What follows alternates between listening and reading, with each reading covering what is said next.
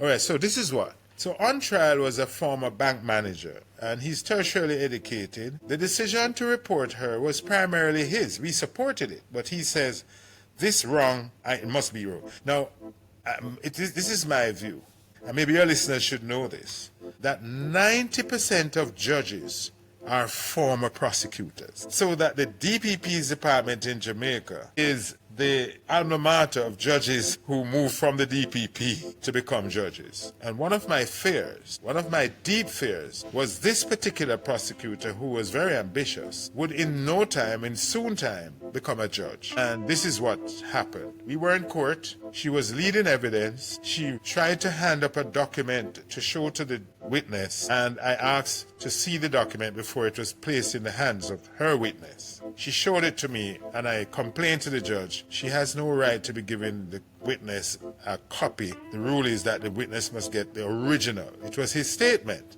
Where's the original? Why are you showing him a copy? She said, oh, I thought it was the copy, and then she started to search, couldn't find the original, and promised that if she gets an adjournment, she would find the original.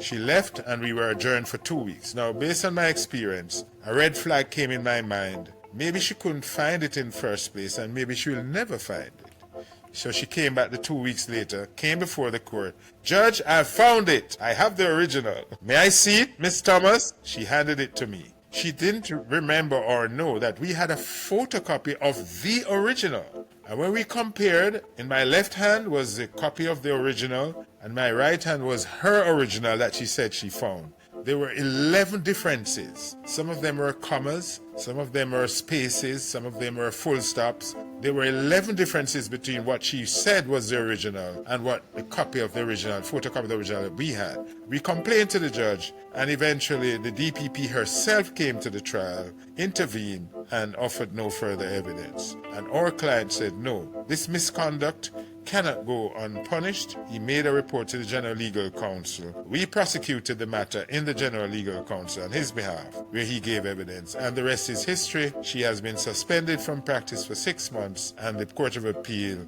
dismissed her appeal. So, for the first time in the history of Jamaica, a prosecutor has been made to face her wrongs and has been punished by the General Legal Counsel for breach of the canons.